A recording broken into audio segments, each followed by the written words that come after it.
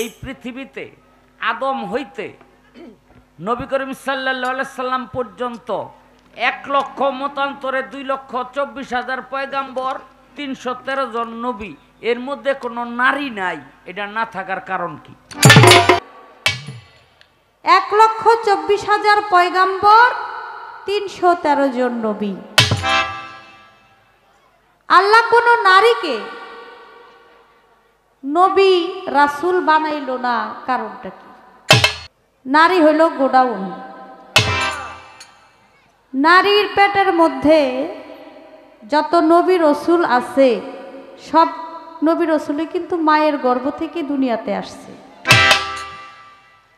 আবার রাসূল করিম হযরত মুহাম্মদ সাল্লাল্লাহু আলাইহি ওয়াসাল্লাম তিনি মাকে, নারীকে কত সম্মান করেছে। তার দুধ মা হালিমা তাকে মাথার পাগড়ি বিছায় বসতে দিছে। আমার রাসূল করিম হযরত মুহাম্মদ সাল্লাল্লাহু আলাইহি সাল্লামকে যিনি গর্ভে ধারণ করেছে মা আমিনা,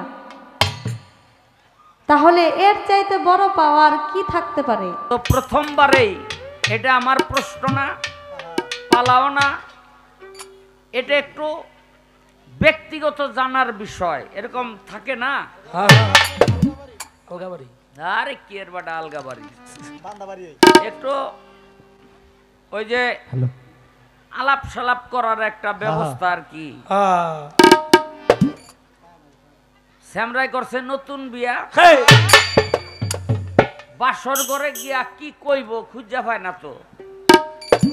এখানে বহুত কষ্ট করে ভাও করছে তুমি গরুর মাংস খাও, তাই সেমরি এরম মাথা ঝুলায়, কয় না মুখে কম যায় না, কয় হ খাইতো।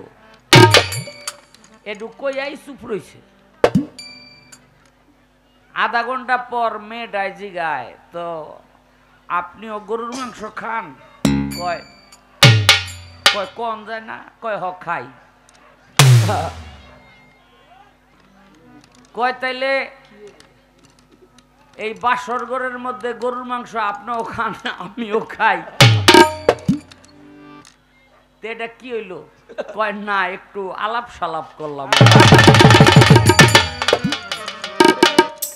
আমার প্রথম আলাপ হইল নবুয়ত নিয়া, যেহেতু মুক্তা সরকার গাইতেছে, এই পৃথিবীতে আদম হইতে নবী করিম সাল্লাল্লাহু আলাইহি সাল্লাম পর্যন্ত 1,00,000 মতান্তরে 2,24,000 পয়গাম্বর, 313 জন নবী, এর মধ্যে কোনো নারী নাই।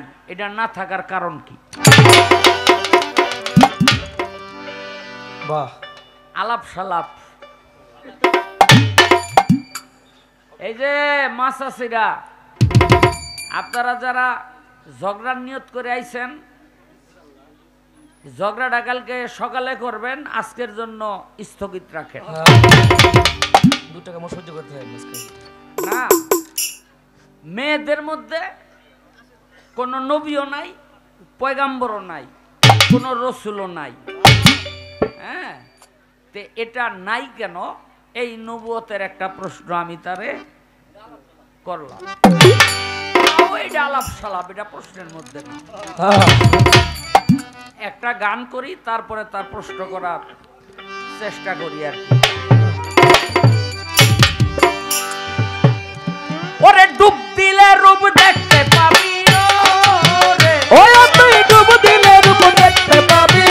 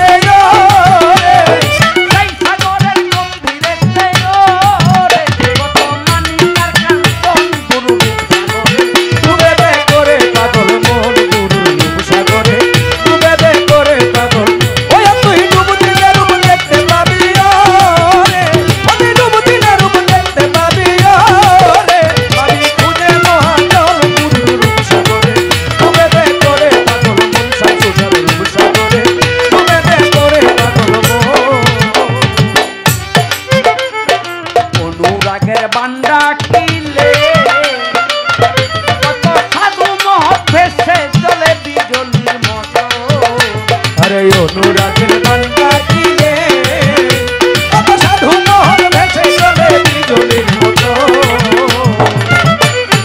অনুরাগের বান্দা কিলে সাধু মোহন ভেসে চলে বিজলির মতো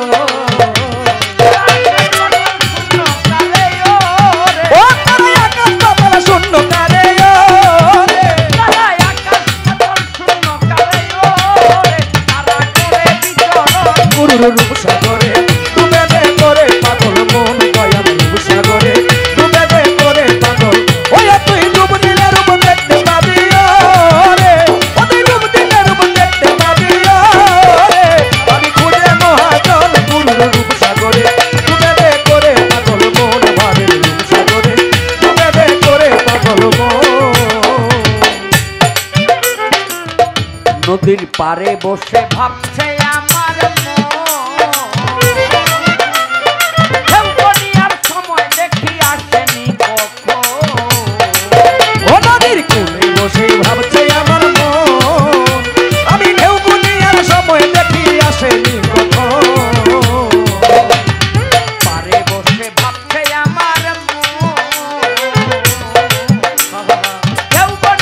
সময় দেখি আসেনি কখন আমার দিন যে ফুরাইয়া গেল ওরে আমার দিনে ঘুরাইয়া গেল দিন যে ফুরাইয়া গেল রে আসি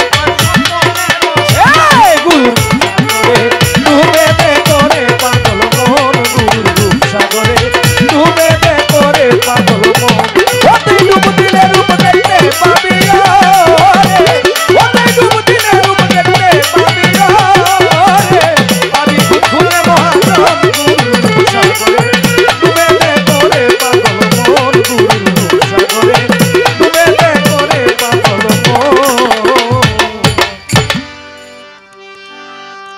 ওরে যত জ্বালা ততই ভালো ওরে যত জ্বালা তত ভালা যত জ্বালা ততই ভালা পোড়াইয়া বানাইলো সাধু যারাই আমায় মন্দ বলে তারাই আমার প্রাণের বন্ধু যারাই আমায় মন্দ বলে তারাই আমার প্রাণের বন্ধু ওরে যত জ্বালা ততই ভালা যতই জ্বালা ততই ভালা যতই জ্বালা ততই ভালা পোড়াইয়া বানাইলো সাধু যারাই আমায় মন্দ বলে তারাই আমার পরম বন্ধু যারাই আমায় মন্দ বলে তারাই আমার পরম বন্ধু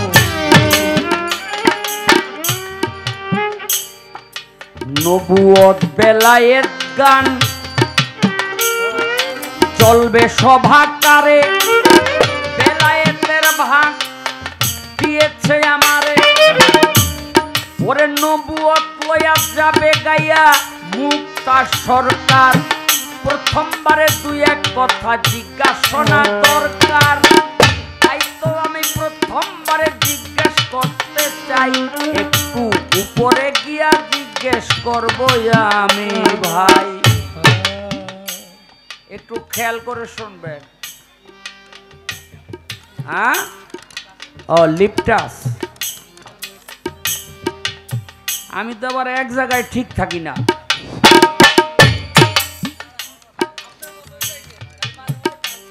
হ্যাঁ এক জায়গায় ঠিক থাকি না এই এক জায়গায় রাখনের লেগা ঘরের বউটা যে আমারে কত চেষ্টা করতেছে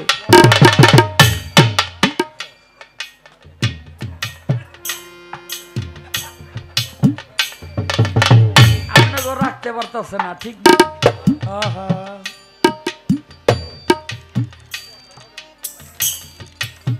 এই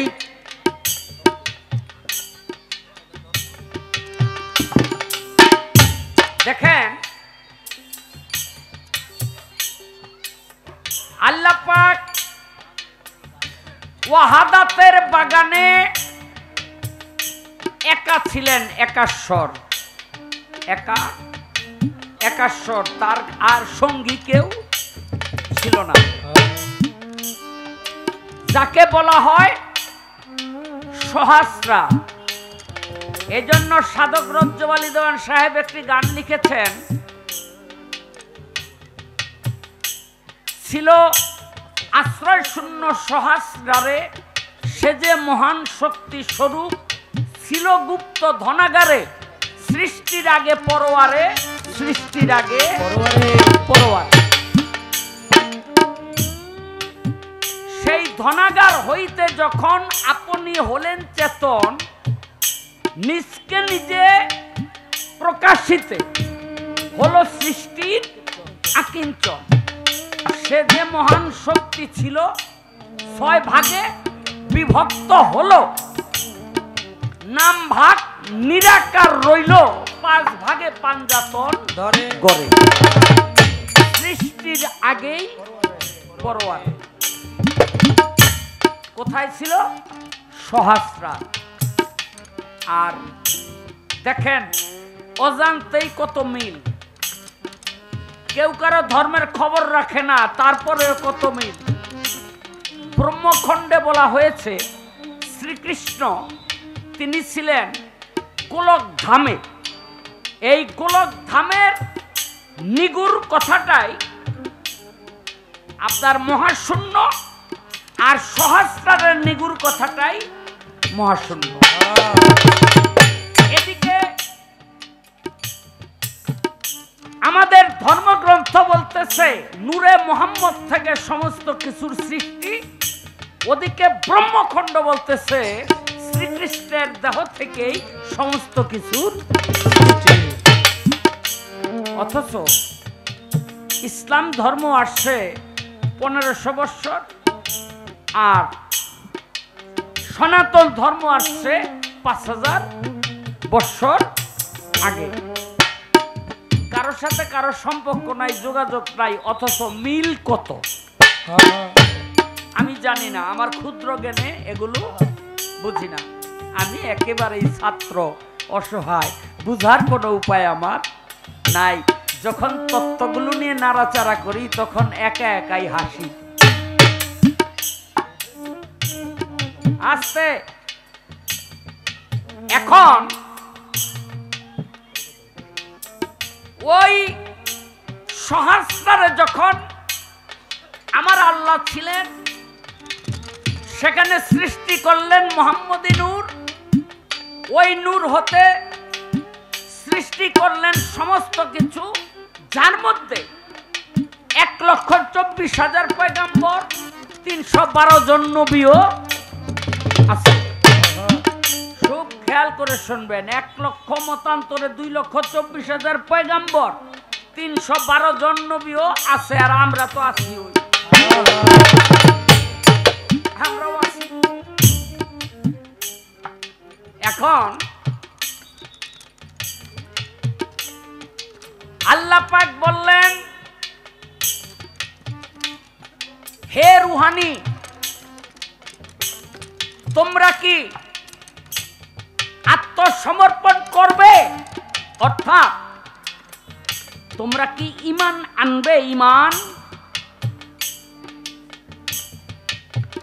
সমস্ত রুহানি দাঁড়ায় গেল আরে ঈমান আবার কি কিছু কিছু রুহানি বলল যে হ্যাঁ আমরা ঈমান আনবো তখন তারা পাঠ করলো আল্লাহ বলে পাঠ করো আরশ কাঙ্গুরার দিকে তাকাইয়া সেখানে কি লেখা আছে লেখা দেখলেন লা ইলাহা ইল্লাল্লাহু মুহাম্মাদের রাসূলুল্লাহ সাল্লাল্লাহু আলাইহি সাল্লাম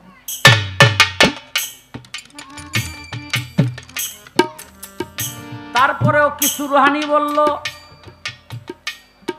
যে আমরাও ঈমান আনবো বলে পাঠ করলো তারপরে কিছু রুহানি বলল আমরা ঈমান আনবো পাঠ করলো ঈমান আনলো এমনি করে আস্তে আস্তে একটা সময় আর কেউ স্বীকার করলো না যে আমরা ঈমানদার হতে চাই কেউ পাছা দিয়া রইল কেউ বেহা হইয়া রইল কেউ তেরা হইয়া রইল আছে না এরকম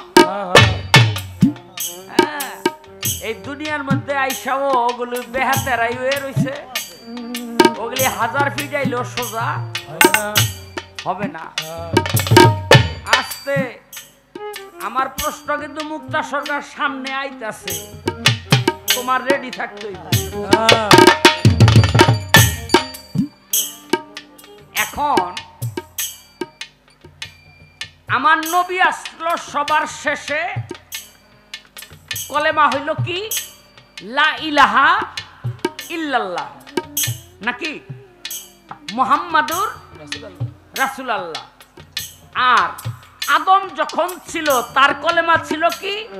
লা ইলাহা ইল্লাল্লাহ আদম সফিউল্লাহ, সফিউল্লাহ। লা ইলাহা ইল্লাল্লাহ ইসমাইল জাবিরুল্লাহ।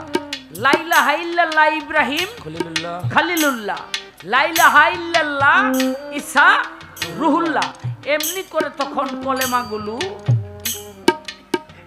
একের পর এক পৃথিবীতে তাদের মাধ্যমে আসতে শুরু করলো। যখন আমার নবী আসলো তখন হইল লা ইলাহা ইল্লাল্লাহ মুহাম্মাদের রাসূলুল্লাহ। এখন তোমার কাছে আমার প্রশ্ন, ওই যে রুহানিতে যদি নবীরা মানে 312 জন নবী, 1,24,000 পয়গাম্বর, তারা যদি ওই রুহানিতে নবীর কলেমা পাঠ করে থাকে, তাহলে দুনিয়াতে এসা তাদের নামে কলেমা আসলো কেন?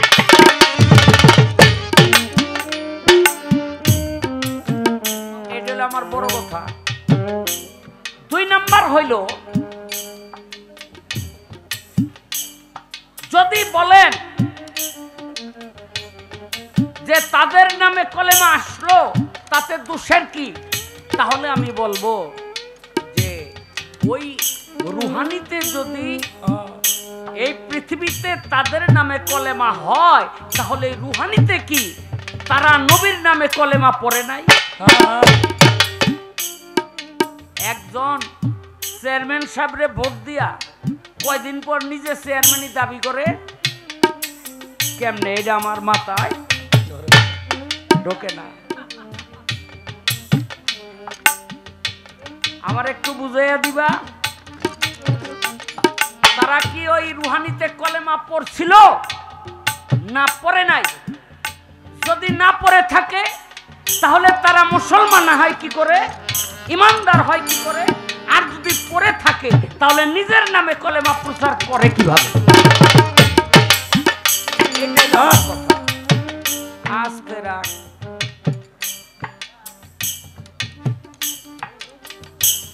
আমার 2 নাম্বার জিজ্ঞাসা থাকবে, এই যে কলেমা, এই কলেমাটা অর্ধেক ফরজ আর অর্ধেক হইল সুন্নত। দেখেন নবী যা করছে তা ফরজ না সুন্নত?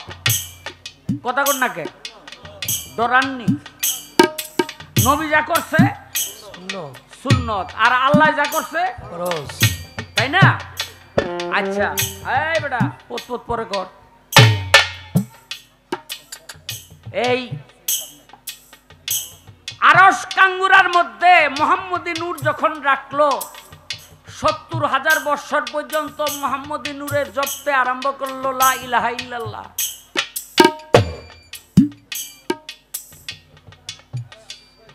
একদিন জিব্রাইল আইসা নবীর ঘরের দরজার সামনে দাঁড়াইলো। ঘরের দরজার সামনে আইসা নবীকে কিন্তু জিব্রাইল কোনোদিন ডাকে নাই। কোরআনের মধ্যে পরিষ্কার আসছে নবীকে ডাকাও যাবে না, হ্যাঁ, কোনো অবস্থাতেই নবীকে ঘরের বাহির থেকে ডাকাও যাবে না, আবার তার ঘরের ভিতরে অনুমতি ছাড়া প্রবেশ করা যাবে না। তাহলে কি করতে হবে? অপেক্ষা করতে হবে। জিব্রাইল অপেক্ষায় রয়েছে, দরজা খুলছে ফাতেমা, কয় চাচা আপনি? কয় তুমি কে? কয় আমার চিনেন না, আমি নবীর নন্দিনী। কয় তুমি আমার চাচা কইলা? কয় আপনি তো চাচা, তাও এমন চাচা না, ছোট চাচা। জিব্রাইল কয় এতদিন যাইয়াছিলাম, বাণিজ্য তালিকা গেছে। কয় তাই আল্লাহর রসুল কোথায়? কয় উনি তো অনেক আগে বাইরে গেছে। কই গেছে? মসজিদে নববীতে। যারা হজে গেছেন তারা দেখছেন বর্তমান যে মসজিদে নববী তার মধ্যে একটা গেট আছে, যে গেটটার নামই জিব্রাইল। হ্যাঁ, বাবে জিব্রাইল, বাবে জিব্রাইল। আল্লাহ পাক আমারে নিচে সৌভাগ্য হয়েছে, কথাটা বলতে গেলে চোখের সামনে ভাসে। বন্ধ থাকে দরজাটা, সব সময় বন্ধ থাকে, কোনো কোনো সময় খুলে দেয়। তো এনে গিয়া দাঁড়াইছে আল্লাহ রসুলের সাথে দেখা। কে? জিব্রাইল। মনটা এত খারাপ কেন, এত কালা কেন চেহারাটা? কয় ইয়া রাসূলুল্লাহ, একটা বিচার যদি পাইতাম। কয় কি? কয় মা ফাতেমা আমার ছোট কাকা কয়। আমার নবী কয় তাইলে তো বিচার করাই উচিত। এখন জিব্রাইল তার বিচার করার আগে আমার একটা প্রশ্নের জবাব দিবা। বলে কি? কয় তোমার বয়স কত? জিব্রাইল দিছে আয়েশা। আরে ইয়া রাসূলুল্লাহ, আপনি কি কইলেন? আমার বয়স কত এটাকে আমি গণ্য বেচা রাখছি? আমার কি বাপ মা আছে? আমি কে রাখবো? আমার কেউ নাই তো। তবে একটা নিশানা আমার মনে আছে। কয় কি? কয় আমি সৃষ্টি হইয়া চাইলাম আরশ মহল্লার দিকে, তখন দেখলাম একটা সেতারা। সেতারা মানে 5টা তারা। অনেকে ভুল করে, সেতারা মানে 6 তারা, কিন্তু সেতারা মানে হলো আরবিতে 5 তারা। আমি 5টা তারা দেখলাম একসাথে। কিন্তু 70,000 বৎসর খালি ওখানে থাকতো, আবার ডুইবা গেলে 70,000 বৎসর ডুইবা থাকতো। 70,000 বৎসর পর আবার উদয় হইতো, আবার ডুইবা থাকলে 70,000 বৎসর ডুইবা থাকতো। এমনি করে আমি দেখছি 72,000 বার। সুবহানাল্লাহ। ইয়া রাসূলুল্লাহ, চিন্তা করেন আমার বয়স কত। আমার নবী কয় জিব্রাইল, ওই তারাগুলি যদি তোমার সামনে এখন আসে তুমি কি চিনতে পারবা? কয় কোন কি? এতদিন যেই তারা দেখছি এই তারা কি চিনুম না? কয় তো এক কাম করো। কয় কি? কয় আমার পিছনে আহ।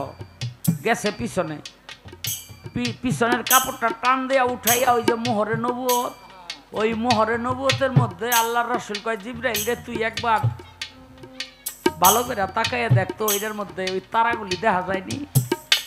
জিব্রাইল ওই মোহরে নবুয়তের মধ্যে তাকাইয়া দেখে ওই 5টি তারা জলজল জলজল করতেছে। একটা চিৎকার দিয়ে পড়ে গেল, ইয়া রাসূলুল্লাহ, এই মোহরে নবুয়তের মধ্যে সেই সে তারা। আমার রাসূল বলে, জিব্রাইল রে, ওই 5টি তারা, একটা ছিলাম আমি, একটা ছিল হযরত আলী, একটা ছিল মা ফাতেমা, একটা ছিল ইমাম হাসান, আরেকটা ছিল ইমাম হোসেন। আর যেই ইমাম হাসান হোসেন ও তোমার বড়, তার মায় তোমারে ছোট চাচা কইছে, লেগা বিশাল বেশি। আরে হাসান হোসেন যদি ছোট চাচা কইতো আমি কি বিচার করতাম? হ্যাঁ, তাহলে 70,000 বৎসর উল্টা থাকতো, 70,000 বৎসর ডুইবা থাকতো। এইভাবে দেখছে কতবার? 72,000 বার। তাহলে এই 72,000 বার আল্লাহর ওই 5টি তারা কি জপনা করছে? লা ইলাহা ইল্লাল্লাহ, লা ইলাহা ইল্লাল্লাহ, লা ইলাহা ইল্লাল্লাহ। এরপরে একটা আওয়াজ আসলো, মুহাম্মাদের রাসূলুল্লাহ। আল্লাহ কইল একবার, আর রাসূল কইল কতবার? রাসূলের মুখের বাণী সুন্নত, আল্লাহর মুখের বাণী ফরজ। মুক্তা সরকার, তোমার কাছে আমার জানার বিষয়, লা ইলাহা ইল্লাল্লাহ এটা রাসূল বলল, এটা হইল সুন্নত। আর মুহাম্মদের রাসূলুল্লাহ এটা বলল আল্লাহ, এটা হইল ফরজ। কিন্তু আমাদের সমাজের মধ্যে কিছু মানুষ দেখি এই ফরজটাকে বাদ দিয়া সুন্নত লইয়া টানাটানি করে। আমার মনে হয় কথাটা মুক্তা সরকার ভালো করে এখনো বুঝে নাই। কেন? আল্লাহ যে কইল মুহাম্মদের রাসূলুল্লাহ, এটা হইল ফরজ। আর আমাদের সমাজের কিছু মানুষ আছে যারা বলে আমাদের আল্লাহ পাইলেই চলবে, মুহাম্মদের কোনো দরকার নাই। তাহলে আমরা ফরজকে বাদ দিলাম আর সুন্নতকে আঁকড়াইয়া ধরলাম। যদি ফরজ আঁকড়াইয়া ধরি তাহলে আমার রাসূলকে ভালোবাসতে হবে, আর যদি সুন্নতকে আঁকড়াইয়া ধরি তাইলে আমার আল্লাহ পাইলেই চলবে, মুহাম্মদের কোনো দরকার নাই, করে না। এটার কারণটা কি একটু ভাও করে দিবা? ওরে মনে যত জ্বালা ততই ভালা, যত জ্বালা ততই ভালা, যতই জ্বালা ততই ভালা, মোরাইয়া বানাইল সাধু। জ্বালাই আমার মন্দ বলে তারাই আমার পরম বন্ধু, জ্বালাই আমার মন্দ বলে তারাই আমার পরম বন্ধু, জ্বালাই আমার মন্দ বলে তারাই আমার পরম বন্ধু।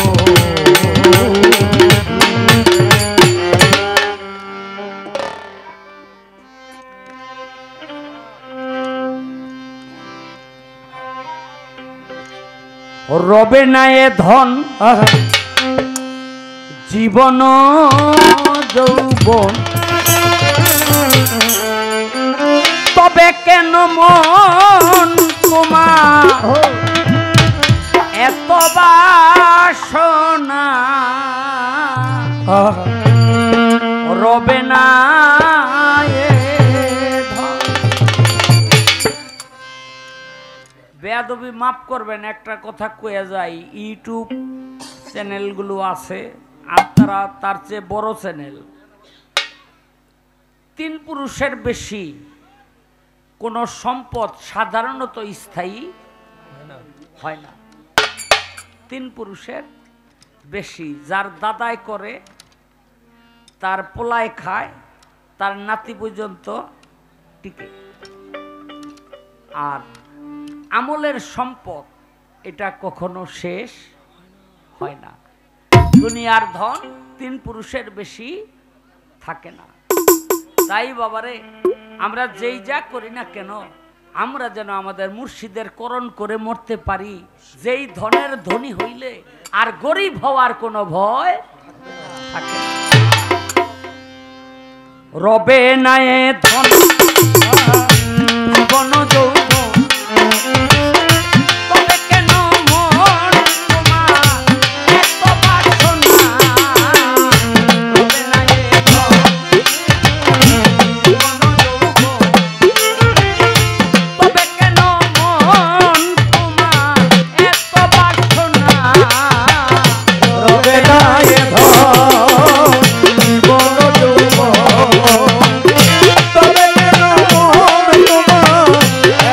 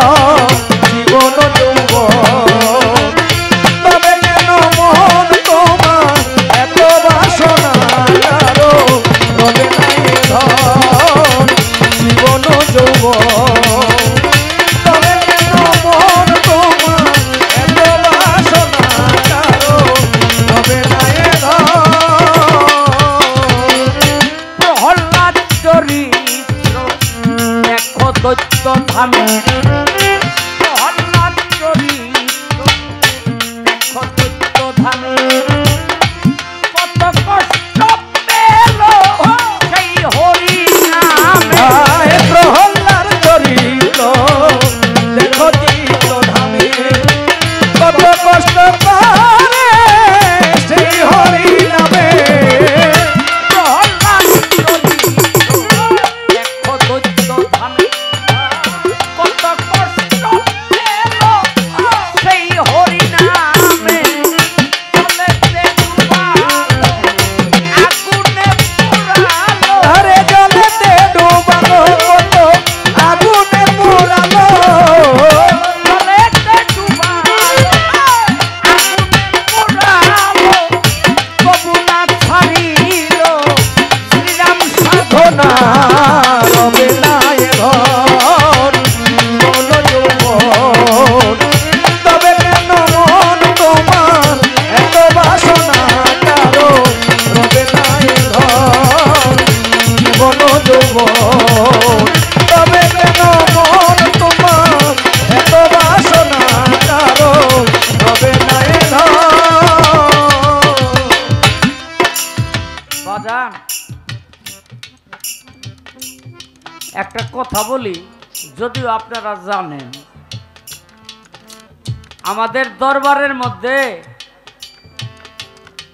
অনেকে আইসা পীর মুর্শিদের দরবারে বায়াত হয়, কয়দিন গেলেই কয় বাবাই আমারে খেলাফতিও দেয় না, ও আউলিয়া অলিয়া উলিয়াও বানায় না।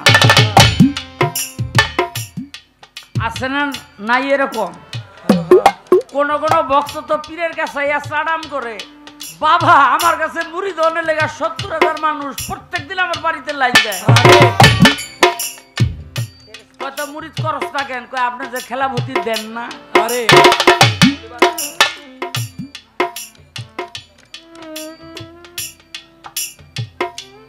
কি কইতাম রে ভাই, বাবাই যে খেলাভূতি দেয় না কেন, বাবাই দেখছে তুই খেলাফত পাওয়ার উপযুক্ত না। তুই যদি খেলাফত পাওয়ার উপযুক্ত হইতি, বাবাই তোর ডাইকা দিয়া দিত। এটা চাওয়ার জিনিস না।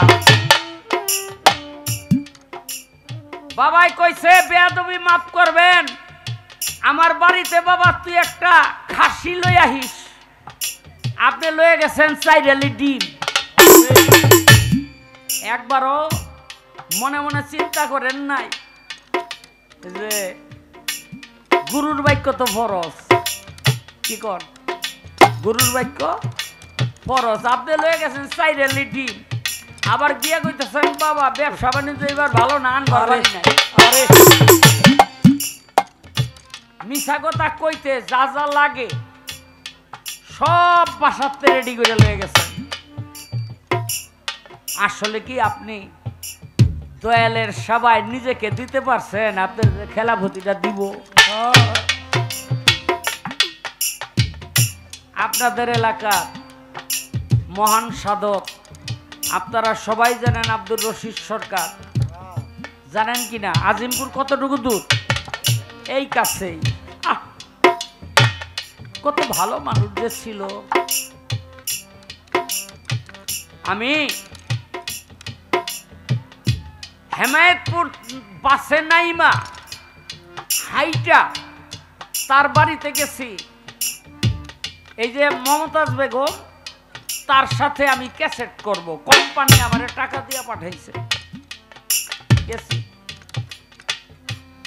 একটা মাটির ঘরে নিয়ে বসাইলো, একটা চৌকি এই আজিমপুর এই বাড়িতেই। আর রশিদ সাইজি বসলো মাটির ঘরের পিরার মধ্যে, কোনো কিছু বিছানো নয়, মাটির উপরেই আসন দিয়া বইসা হাত দুটা এমনে দিয়ে আমার দিকে চেয়ে রয়েছে।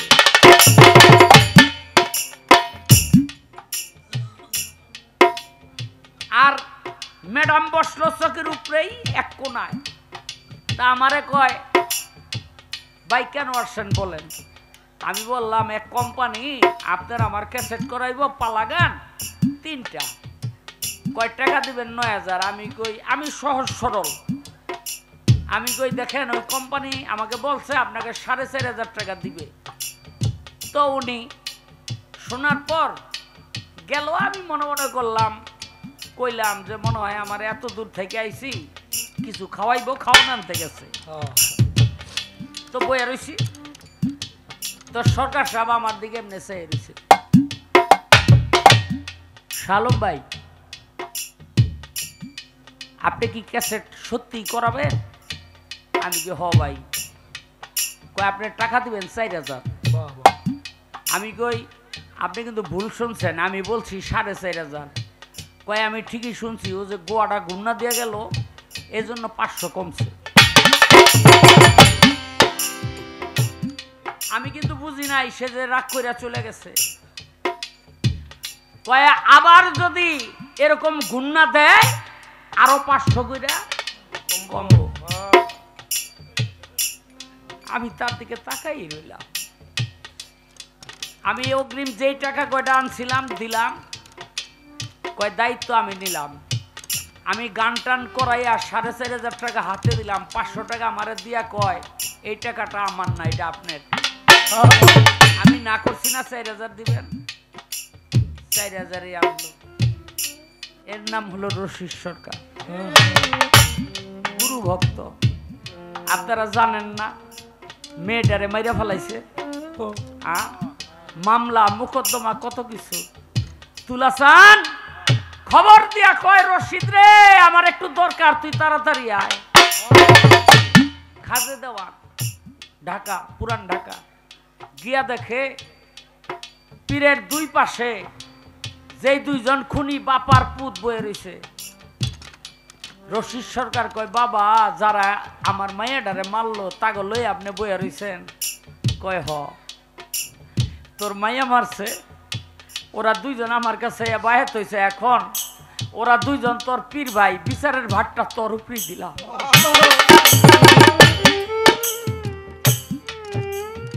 দুই চোখের পানি ছেড়ে বাপ বেটারে বুকের মধ্যে টান দিয়া নিয়ে বলেছিল আমি আমার একটা মাইয়া হারাইছি, বিনিময়ে আমার আখেরাতের দুইটা ভাই পাইছি। আমি আমার একটা মেয়ে হারাইছি, বিনিময়ে আখেরাতের দুইটা ভাই আমি পাইছি। আমি কালকেই মামলা তুলে ফেলবো। এই জন্য লালন সাইজি বলেছেন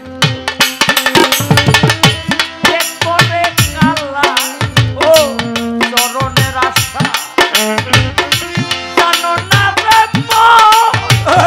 তার কি দুর্দশা যে করে চরণের আশা জানো না রে তার কি দুর্দশা। যে করে চরণের আশা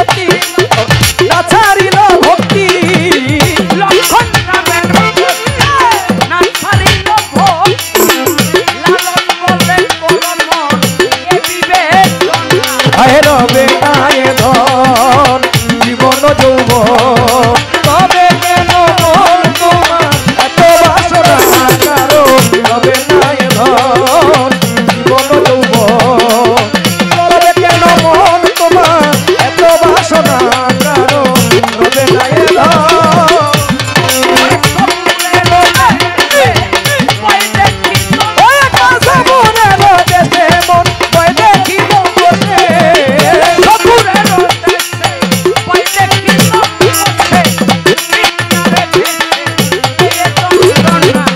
রবে না এ ধন জীবন যৌবন হবে কেন মন তোমার এত বাসনা কারণ রবে না এ ধন জীবন যৌবন তবে কেন মন করো এত বাসনা রবে না এ ধন।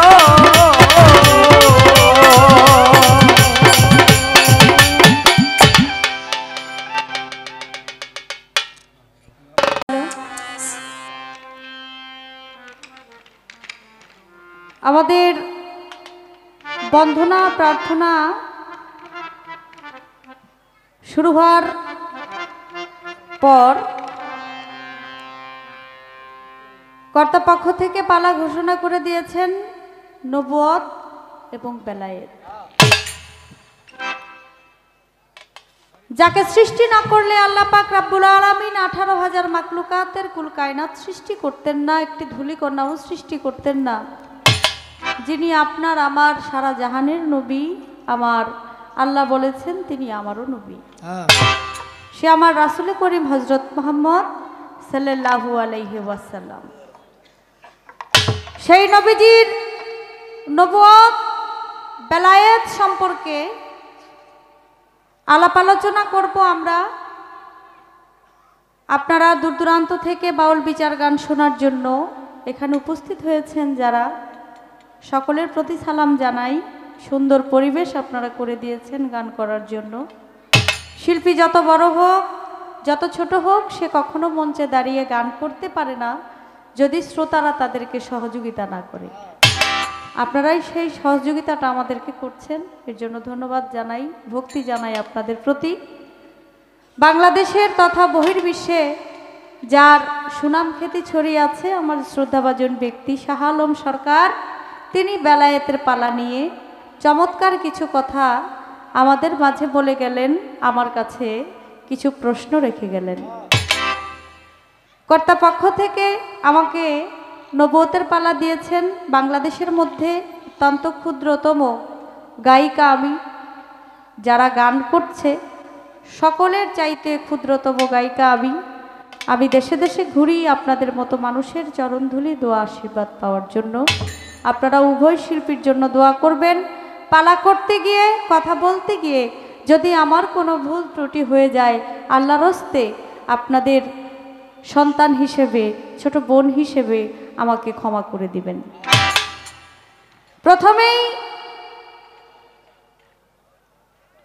প্রশ্ন রাখলেন আমার কাছে, 1,24,000 পয়গাম্বর, 313 জন নবী,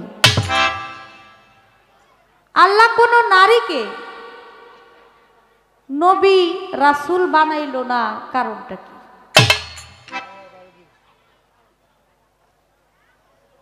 নারী হইল গোডাউন। নারীর পেটের মধ্যে যত নবী রসুল আছে সব নবী রসুলই কিন্তু মায়ের গর্ভ থেকে দুনিয়াতে আসছে।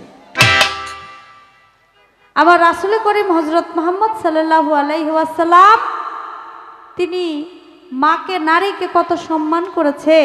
তার দুধ মা হালিমা তাকে মাথার পাগড়ি বিছায় বসতে দিছে। আমার রাসূল করিম হযরত মুহাম্মদ সাল্লাল্লাহু আলাইহি সাল্লামকে যিনি গর্ভে ধারণ করেছে মা আমিনা, তাহলে এর চাইতে বড় পাওয়ার কি থাকতে পারে? এটা কি নবুয়তি বা রাসূল বা রসুল হইলেই, নবী হইলেই কি অনেক কিছু হওয়া যায়? তাহলে যিনি গর্ভে ধারণ করেছে, যিনি সম্মান নারীকে দিয়েছেন, মাকে যিনি সম্মান দিয়েছে, এটা তো অনেক বড় একটা বিষয়।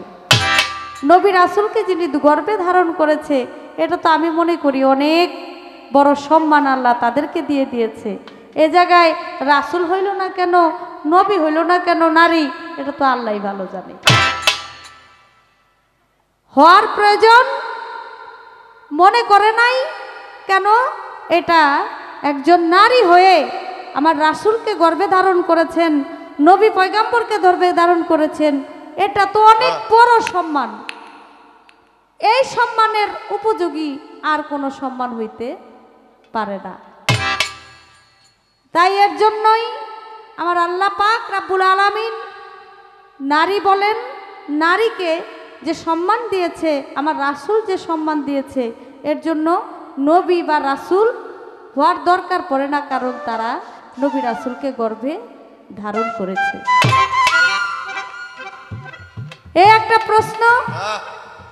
আরেকটা প্রশ্ন, আরো দুইটি প্রশ্ন আমার কাছে রেখে গেছেন। একটা গান আগে করি, গানটা করলেই আপনারা বুঝতে পারবেন, গানটার পরে আমি তার জবাব দেওয়ার জন্য চেষ্টা করব।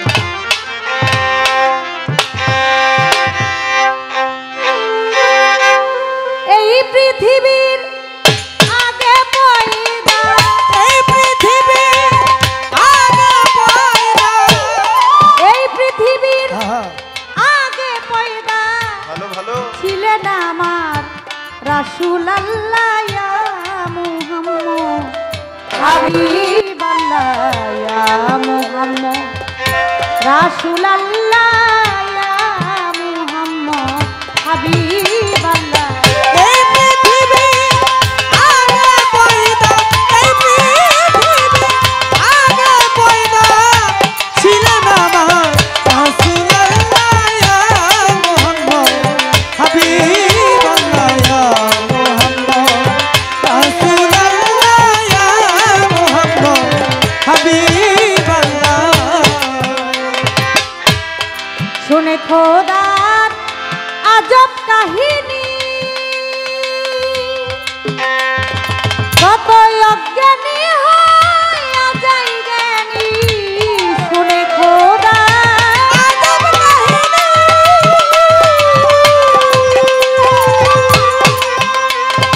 কত অজ্ঞানী হইয়া যায় জ্ঞানী।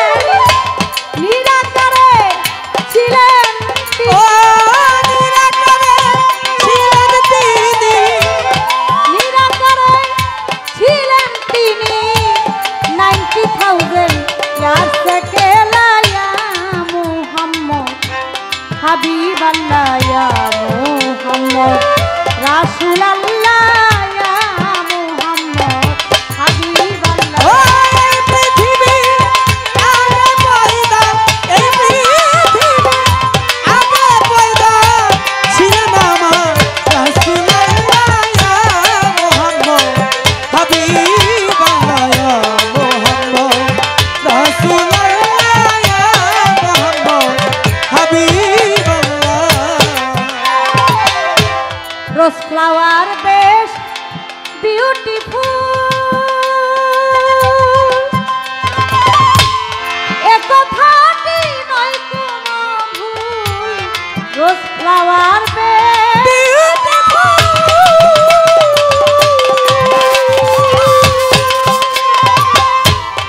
এ কথাটি নয় কোনো ভুল। সহস্র গুণ বেটার দেন দিস, সহস্র গুণ বেটার দেন দিস।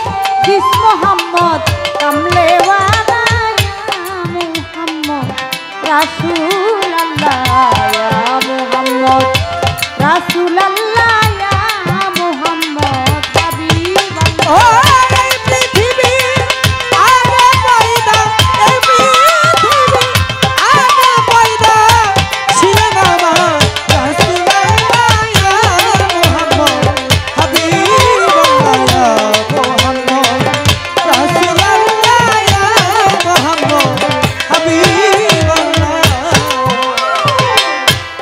মেঘলা আকাশে চাঁদ উঠিলে,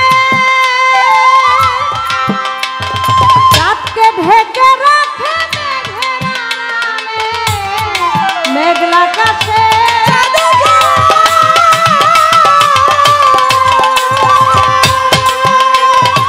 চাঁদকে ঢেকে রাখে মেঘের আড়ালে, তেমনি নূর নবীকে বানায়। ও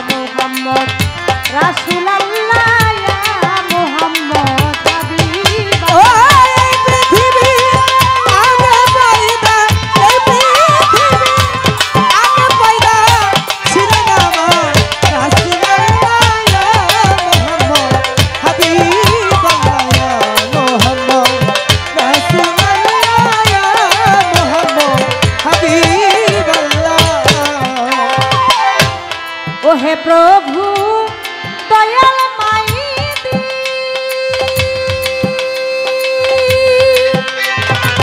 তোমার বান্দাকে করে দাও খাতি ও হে প্রভু দয়াল মাইতি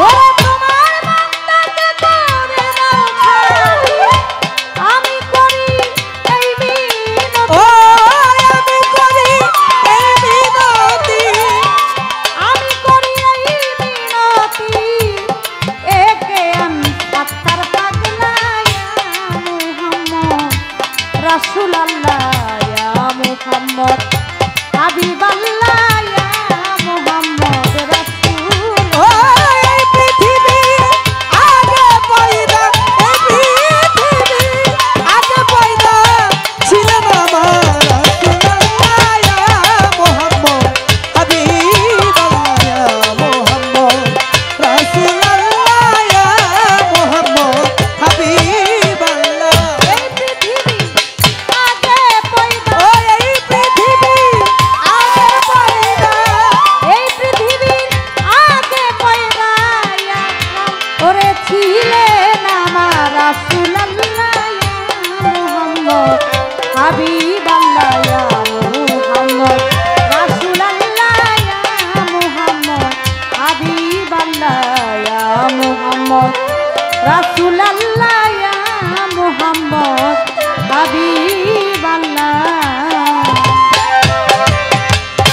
ওরে ডালে ডালে দুলছে তারা ডালে ডালে দুলছে তারা ডালে ডালে দুলছে তারা ডালে ডালে দুলছে তারা প্রেম চাহে তোমার কাছে বাগানে বাগানে রে বুলবুলিয়ে দেখো বাগানে বাগানে রে বুলবুলিয়ে ওরে ডালে ডালে দুলছে তারা ডালে ডালে দুলছে তারা ডালে ডালে দুলছে তারা প্রেম চাহে তোমার কাছে বাগানে বাগানে রে বুলবুলি এসেছে দেখো বাগানে বাগানে রে বুলবুলি এসেছে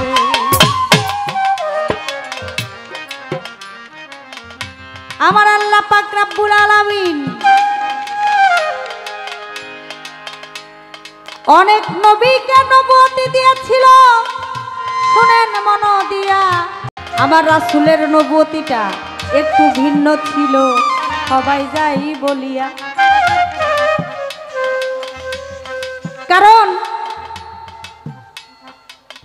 এক এক নবীকে আল্লাহ এক এক জায়গায় নবুয়তি দিয়েছেন মুসা নবীকে নবুয়তি দিয়েছে তার হাতের লাঠির মধ্যে হাতের লাঠিটা যখন হাত থেকে মাটিতে ছেড়ে দিত তখন এটা একটা সাপ হয়ে যাইত আবার যখন মুসা নবী ওই হাতে দিয়া লাঠিটা ধরতো তখন আবার সেটা লাঠি হয়ে যাইত যেই লাঠি দিয়ে নীল দরিয়ার মধ্যে আঘাত করেছিল আর মুসা নবীর জন্য নীল দরিয়ার পানি দুইটা ভাগ হয়ে একটা রাস্তা তৈরি হয়েছিল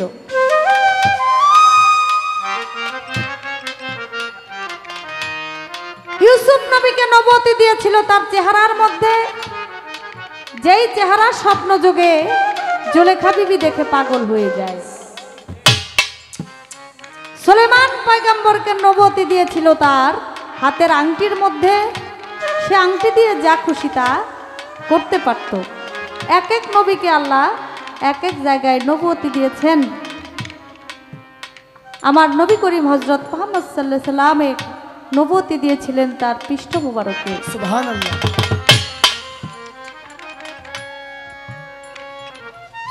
যেটা কারো সাথে তুলনা হয় না মোহরে নবুয়ত সেই নবুয়ত সম্পর্কে আলাপ আলোচনা করব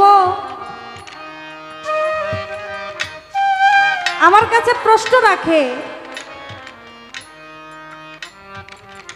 রুহানি জগতে আমার আল্লাহ পাক রব্বুল আলামিন সমস্ত নবী অলি পীর পয়গাম্বর সবার রুহানি নিয়া সেখানে কালেমা পাঠ করেছিলেন রুহানি জগতে যদি কালেমা পাঠ করে থাকে তাহলে দুনিয়াতে আইসা আদম নবীর কালেমা বানায় ঈসানবীর কালেমা বানায়, মুসানবীর কালেমা বানায়, এক এক নবীর কালেমা বানায়, তারা নিজেরা পাঠ করে। কারণটা কি?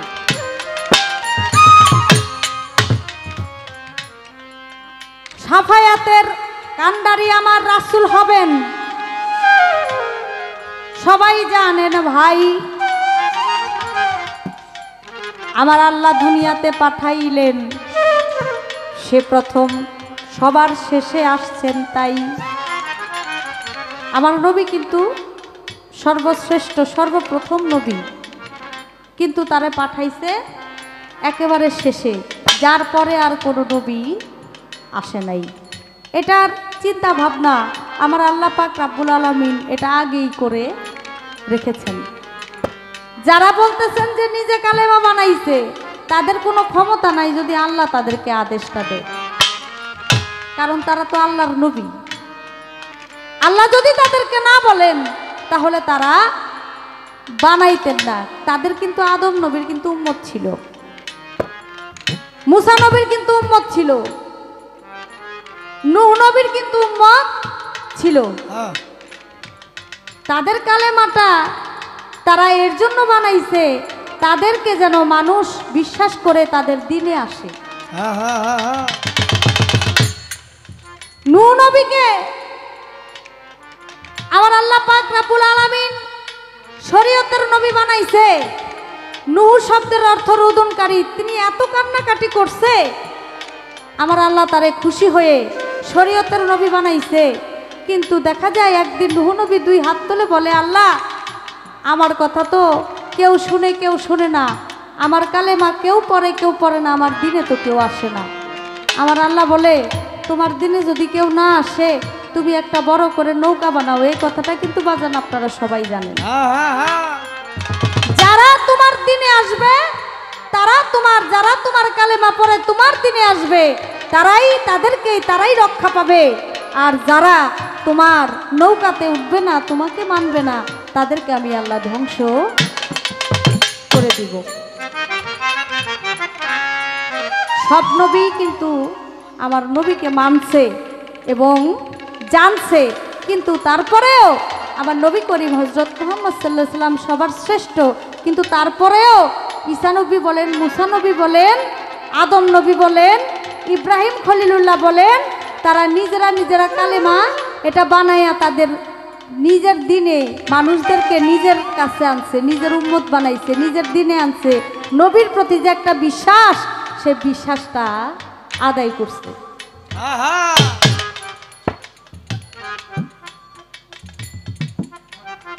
এই বিশ্বাসটা আদায় করার জন্যই তারা নিজের কালেমা পাঠ করে পড়াইতে হইছে। কারণ তখন আমার নবী করিম হযরত মুহাম্মদ সাল্লাল্লাহু আলাইহি সাল্লামের যে কালেমাটা, সে কালেমাটা তারা জানতো। তাদের এক একটা কিতাবের মধ্যে সেভাবে বলেছে যে আমরা নবী না হইয়া যদি শেষ নবীর উম্মত হইতে পারতাম, তাহলে আমাদের জীবনটা ধন্য হইত। এটা কিন্তু সব নবী বলছে, কিন্তু তারপরেও তাদেরও তো উম্মত ছিল, তাদের উম্মতের জন্য তাদের নিজের কালেমা বানাইতে হয়েছে। আদম নবী নিজের কালেমা থাকতেও একজন যখন স্মরণদ্বীপ আর একজন জেদ্দায় বসে কান্নাকাটি করে, 350 বছর কান্নাকাটি করার পর যখন দুইজনে একত্রিত হইছে, তখন কিন্তু আরশ মহল্লার মধ্যে লা ইলাহা ইল্লাল্লাহু মুহাম্মাদুর রাসূলুল্লাহ সাল্লাল্লাহু আলাইহি ওয়াসাল্লাম এই কালেমা দেখে কিন্তু আমার আল্লাহর কাছে বলছিল, আল্লাহ ওই নামের উসিলায় তুমি আমাদেরকে ক্ষমা করে দাও। আমার আল্লাহ বলছিল, হে আদম, যখন তোমাদেরকে জান্নাত থেকে বিতাড়িত করে দুনিয়ার মধ্যে পাঠাইলাম, নিক্ষেপ করলাম, তখনও আরশ মহল্লায় আমার এই কালেমা, আমার এই নাম লেখা ছিল। তুমি যদি তখনও ক্ষমা চাইতা, সাথে সাথে আমি আল্লাহ তোমাকে ক্ষমা করে দিতাম। সুবহানাল্লাহ, সুবহানাল্লাহ। সব নবী মানছে, জানে আমার নবীর ঘটনা, কিন্তু তারাও কিন্তু নবী ছিল, আল্লাহর নবী। আল্লাহ করছে ঘোষণা তাদের উম্মতদেরকে দিনে আনার জন্য, কারণ তখন আমার নবী দুনিয়াতে আসে নাই। এর জন্য তাদের উম্মতদেরকে নিজের দিকে আনার জন্য তাদের উম্মত করার জন্য এর জন্য একটা কালেমার প্রয়োজন হয়। তারা নিজেরাই নিজেদের কালেমা ওই পাঠ করাইয়া তাদের উম্মত তখন বানাইছে, মুসলমান বানাইছে।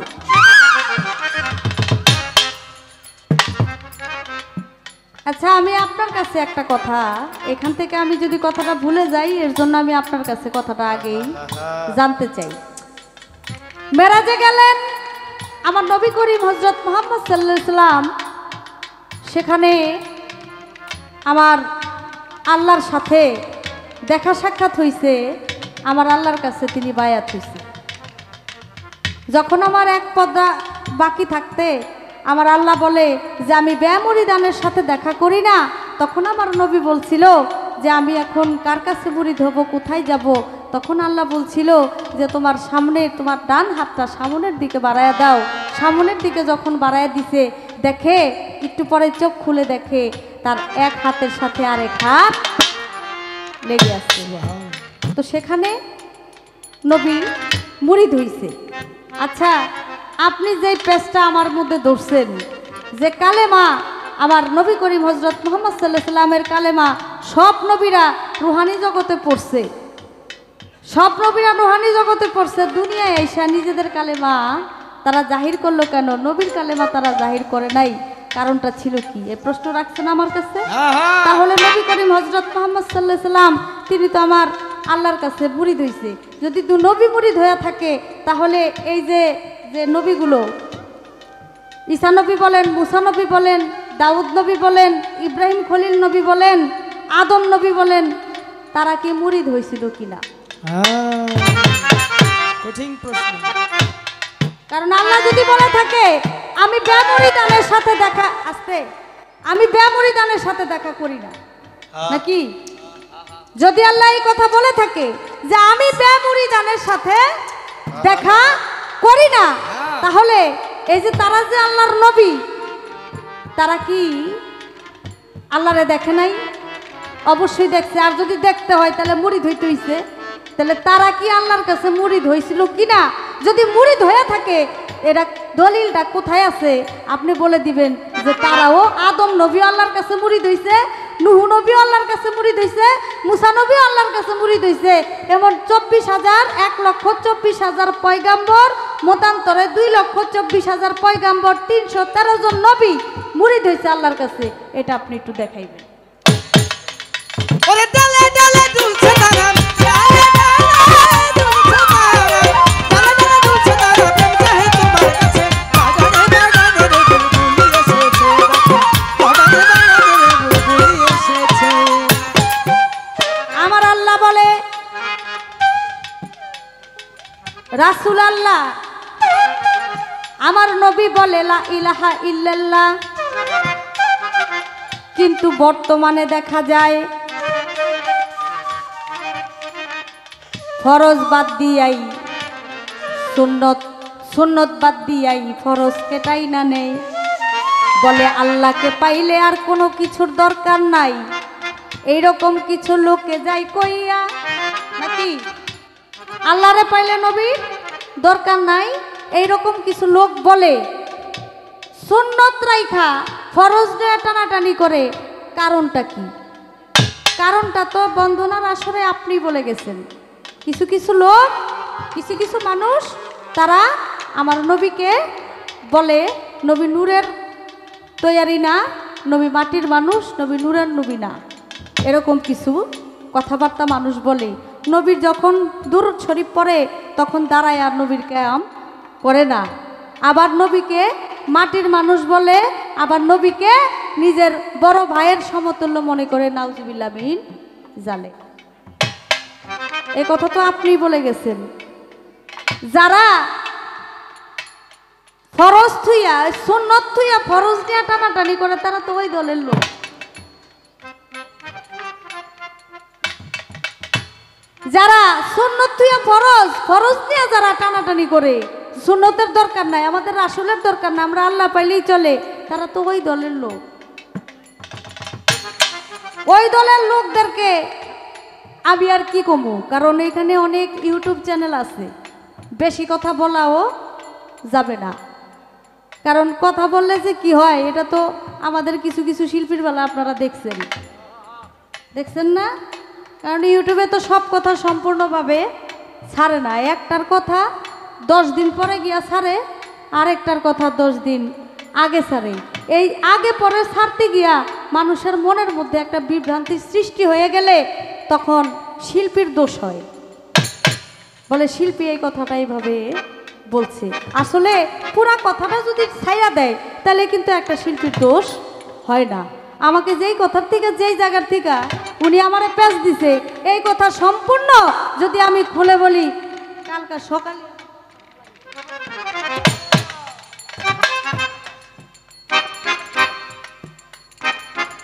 তাহলে সব কথা বলা যাবে না।